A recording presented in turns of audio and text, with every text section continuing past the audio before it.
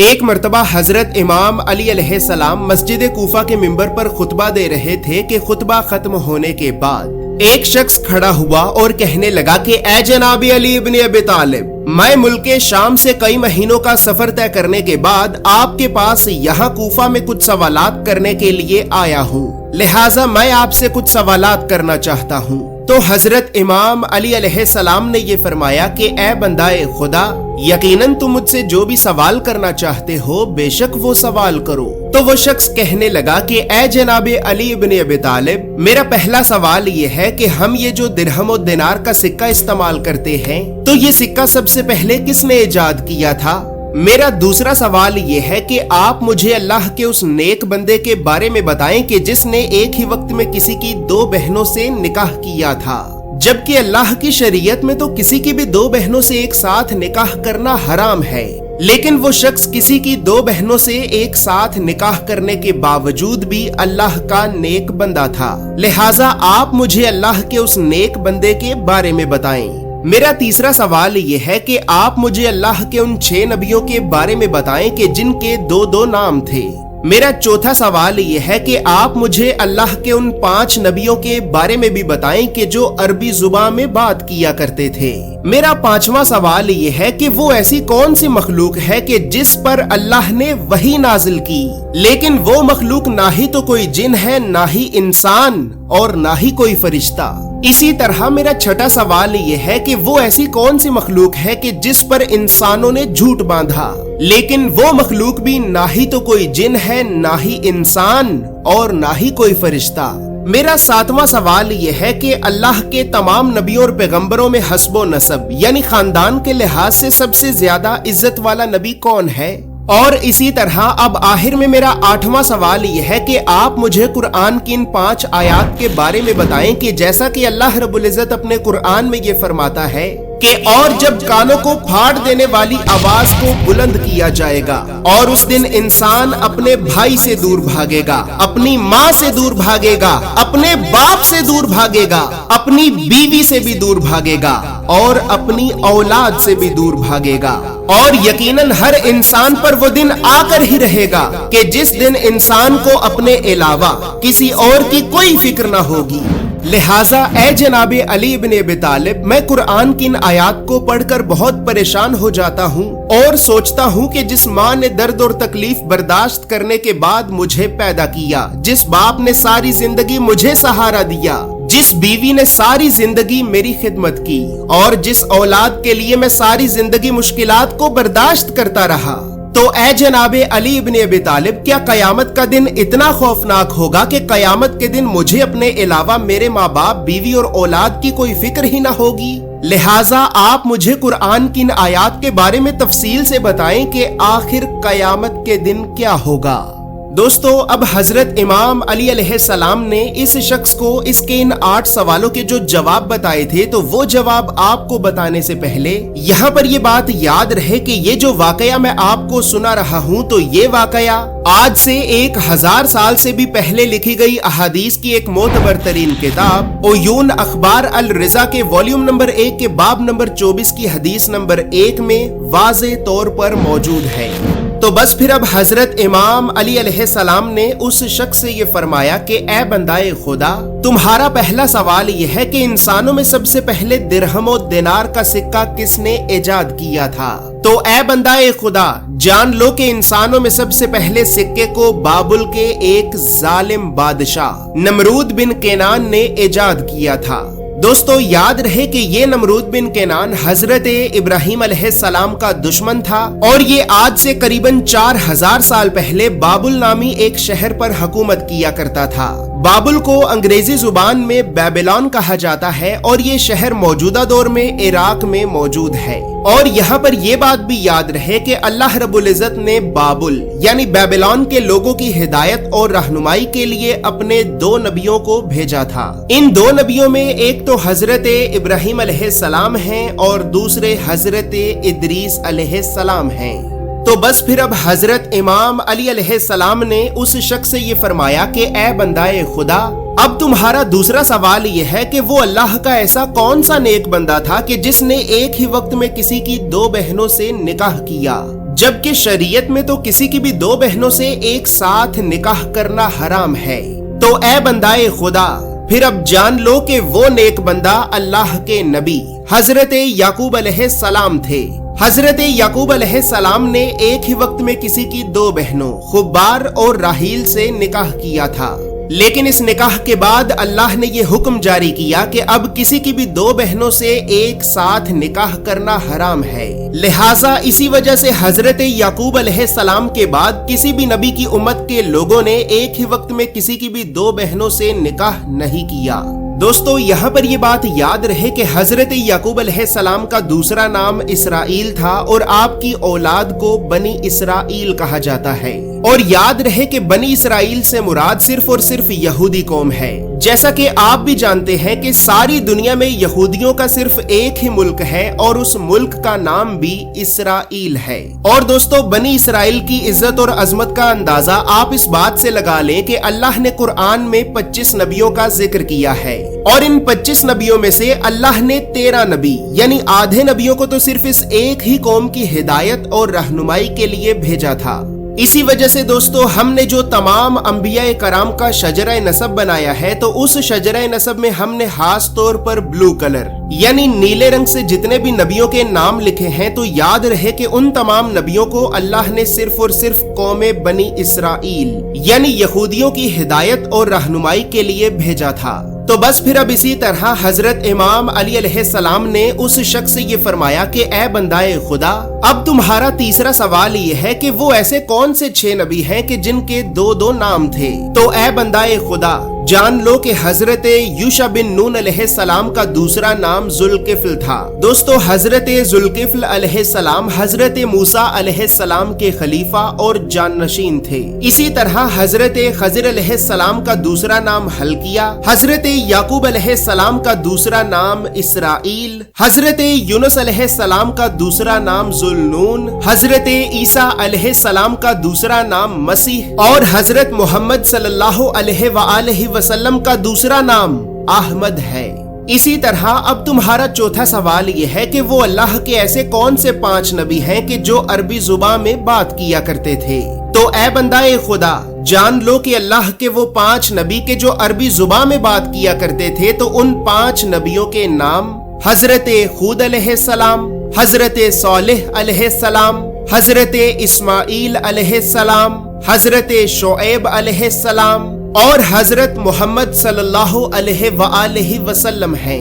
तुम्हारा 5वां सवाल यह है कि वो ऐसी कौन सी मखलूक है कि जिस पर अल्लाह ने वही नाजिल की, लेकिन वो मखलूक ना ही तो कोई जिन है, ना ही इंसान और ना ही कोई फरिश्ता। तो फिर ए बंदाए खुदा, अब जान लो कि वो मखलूक शहद की मक्खी है। इसी वजह से तो अल्लाह रब्बुल इज्जत अपने कुरान में ये इरशाद फरमाता है कि और देखो, तुम्हारे परवरदिगार ने शहद की मक्खी पे ये वही नाजिल की कि पहाड़ों में, दरख्तों में और घरों की छतों में अपने छत्ते बना और हर किस्म के फलों को खाती जा और अपने रब के साफ रस्तों पर चलती जा। इस शहद की मक्खी के पेट से पीने के लिए एक शरबत निकलता है जिसके मुख्तलिफ रंग होते हैं और इस शरबत में अल्लाह ने लोगों के लिए शिफा रखी है और बेशक गौर फिक्र करने वाले लोगों के लिए इस बात में भी एक निशानी है। लिहाजा ए बंदाए खुदा, वो मखलूक के जिस मखलूक पर अल्लाह ने वही नाजिल की, लेकिन वो मखलूक ना ही तो कोई जिन है, ना ही इंसान और ना ही कोई फरिश्ता,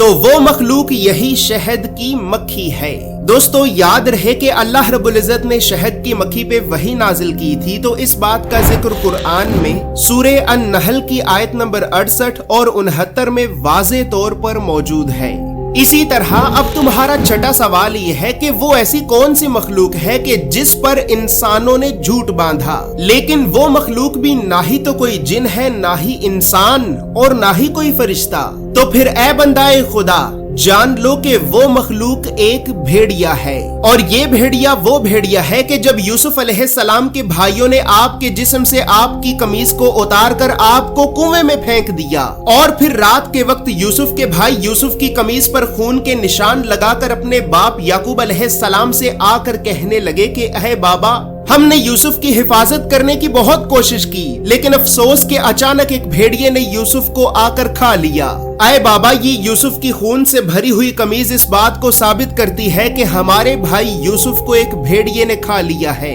لہٰذا اے بندائے خدا، جان لو کہ وہ مخلوق کے جس مخلوق پر انسانوں نے جھوٹ باندھا تھا، لیکن وہ مخلوق نہ ہی تو کوئی جن ہے، نہ ہی انسان، اور نہ ہی کوئی فرشتہ، تو وہ مخلوق یہی بھیڑیا ہے، کیونکہ کسی بھی بھیڑیے نے یوسف علیہ السلام کو نہیں کھایا تھا۔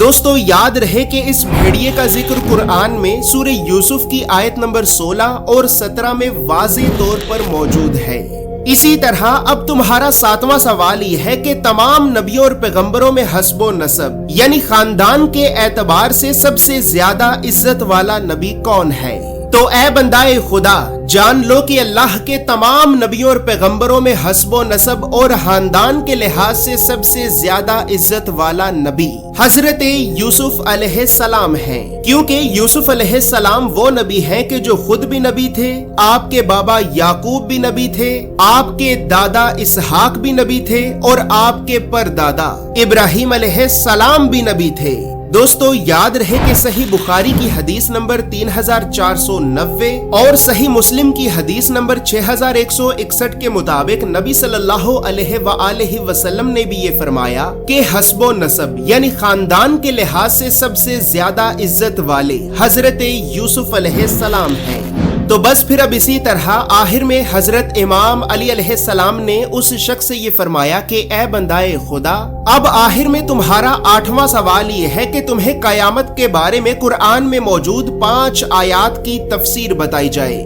دوستو آخری سوال کا جواب آپ کو بتانے سے پہلے میں یہاں پر آپ کو تمام انبیاء کرام کے اس شجرہ نسب کا تعارف کرانا چاہتا ہوں، اور یہ تعارف اس وجہ سے کرانا چاہتا ہوں کیونکہ افسوس کی بات یہ ہے کہ ہمارے بچوں کو اسکول سے یونیورسٹی تک اللہ کے نبیوں کی سیرت اور سنت کے بارے میں بتانا تو دور، یہ تعلیمی ادارے اسکول سے یونیورسٹی تک ہمارے بچوں کو کبھی بھی اللہ کے نبیوں کے نام تک نہیں بتاتے، اور اسی بدقسمتی کی وجہ سے ہی تو آج ہم اللہ کے نبیوں سے اس قدر دور ہو چکے ہیں کہ اب نہ ہمیں اللہ کے نبیوں کے نام آتے ہیں اور نہ ہی ہماری اولاد کو۔ تو دوستو اسی مسئلے کو مد نظر رکھتے ہوئے ہم نے 1 سال کی تحقیق اور محنت کے بعد حضرت آدم علیہ السلام سے لے کر حضرت محمد صلی اللہ علیہ وآلہ وسلم تک تمام انبیاء کرام کے اس شجرہ نسب کو بنایا ہے، تاکہ کم از کم ہم اپنے گھر میں تو اپنے بچوں کو اللہ کے نبیوں اور پیغمبروں کے بارے میں بتا سکیں۔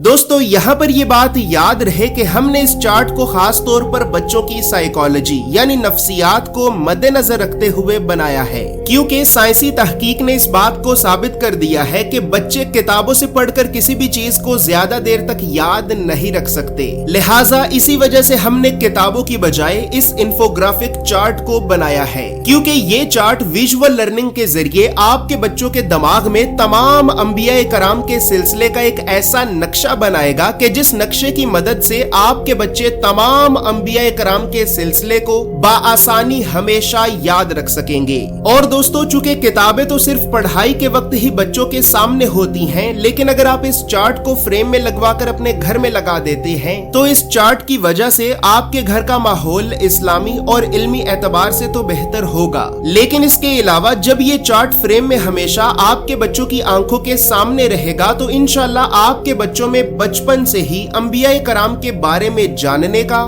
اور تحقیق کرنے کا بھی شوق پیدا ہوگا۔ لہٰذا دوستو اسی وجہ سے ہم نے سب سے پہلے تو بچوں کی نفسیات کو سمجھا اور پھر بچوں میں بچپن سے ہی انبیاء کرام کے بارے میں جاننے کا اور تحقیق کرنے کا شوق پیدا کرنے کے لیے کتابوں کی بجائے اس انفوگرافک چارٹ کو بنایا۔ چونکہ ہم نے اس چارٹ کو واٹر پروف پیپر پر بنایا ہے، لہٰذا اگر آپ اسے ایک بار فریم میں لگوا کر اپنے گھر میں لگا دیتے ہیں تو پھر انشاءاللہ یہ چارٹ کبھی بھی خراب نہیں ہوگا۔ دوستو اس چارٹ میں ہم نے تمام انبیاء کرام کے شجرہ نسب کے علاوہ تمام انبیاء کرام کے بارے میں اور بھی بہت سی بنیادی اور ضروری معلومات کو لکھا ہے۔ اگر آپ ان معلومات کے بارے میں جاننا چاہتے ہیں یا پھر تمام انبیاء کرام کے اس مکمل اور مستند شجرہ نسب کو حاصل کرنا چاہتے ہیں تو آپ ابھی ہماری ویب سائٹ islamiccharts.com کو ضرور وزٹ کریں۔ तो बस फिर अब आखिर में हजरत इमाम अली अलैहिस्सलाम ने उस शख्स से ये फरमाया कि ए बंदाए खुदा, अब आखिर में तुम्हारा 8वां सवाल ये है कि तुम्हें कुरान में मौजूद कयामत के बारे में 5 आयात की तफसीर बताई जाए। तो जैसा कि अल्लाह रब्बुल इज्जत अपने कुरान में ये फरमाता है कि और जब कानों को फाड़ देने वाली आवाज को बुलंद किया जाएगा और उस दिन इंसान अपने भाई से दूर भागेगा, अपनी माँ से दूर भागेगा, अपने बाप से दूर भागेगा, अपनी बीवी से भी दूर भागेगा और अपनी औलाद से भी दूर भागेगा। और यकीनन हर इंसान पर वो दिन आकर ही रहेगा कि जिस दिन इंसान को अपने अलावा किसी भी और की कोई फिक्र ना होगी। तो ए बंदाए खुदा, अब जान लो कि कुरान की इन आयात के पीछे छुपा हुआ राज ये है कि कयामत के दिन आदम का बेटा काबिल ये कहेगा कि ऐ काश मैंने दुनिया की खातिर अपने भाई को नुकसान ना पहुंचाया होता और अपने बाप आदम के खुदा पर ईमान लाया होता। आज तो मुझे अल्लाह के गजब से कोई नहीं बचा सकता। लिहाजा ए बंदाए खुदा, कयामत का दिन एक ऐसा दिन होगा कि जब एक भाई भी अपने दूसरे भाई को ना बचा पाएगा। हजरत नूह का बेटा केनान ये कहेगा कि ऐ काश मैंने दुनिया में अपने बाप नूह के खुदा पर ईमान लाया होता। आज तो अल्लाह के अजाब से मुझे मेरा बाप नूह भी नहीं बचा सकता। लिहाजा ए बंदाए खुदा, कयामत का दिन एक ऐसा दिन होगा कि जब एक बाप भी अपने बेटे को ना बचा पाएगा। इब्राहिम अलैहिस्सलाम का मुरब्बी बाप आजर ये कहेगा कि ऐ काश दुनिया में मैं इब्राहिम के खुदा पर ईमान लाया होता। आज तो अल्लाह के अजाब से मुझे मेरा बेटा इब्राहिम भी नहीं बचा सकता। लिहाजा ए बंदाए खुदा, कयामत का दिन एक ऐसा दिन होगा कि जब एक बेटा भी अपने बाप को ना बचा पाएगा। इसी तरह अल्लाह के नबी लूत अलैहिस्सलाम की बीवी ये कहेगी कि ऐ काश मैंने दुनिया में अपने शोहर लूत से वफा की होती और ऐ काश मैं दुनिया में अपने शोहर लूत के खुदा पर ईमान लाई होती। अफसोस कि आज तो मुझे दोज़ख की आग में जाने से मेरा शोहर अल्लाह का नबी लूत भी नहीं बचा सकता। लिहाजा ए बंदाए खुदा, जान लो कि कयामत का दिन एक ऐसा दिन होगा कि जब ना शोहर अपनी बीवी को और ना ही बीवी अपने शोहर को बचा पाएगी। बस ए बंदाए खुदा, कयामत का ये दिन इतना खौफनाक होगा कि आम इंसान तो दूर, बल्कि अल्लाह के ये सब नबी भी अपने घर वालों तक को अल्लाह के अजाब से नहीं बचा पाएंगे। लिहाजा ए बंदाए खुदा, जाओ और जाकर उस दिन की तैयारी करो कि जिस दिन तुम्हारे आमाल के अलावा ना ही तो तुम्हारा माल और ना ही तुम्हारी औलाद तुम्हारे किसी काम आएगी। ना ही तो तुम्हारा माल और ना ही तुम्हारी औलाद तुम्हारे किसी काम आएगी। दोस्तों, तमाम अंबिया कराम अलैहिमुस्सलाम का मुकम्मल और मुस्तनद शजरा नसब हासिल करने के लिए आप अभी हमारी वेबसाइट islamiccharts.com को विजिट कर सकते हैं।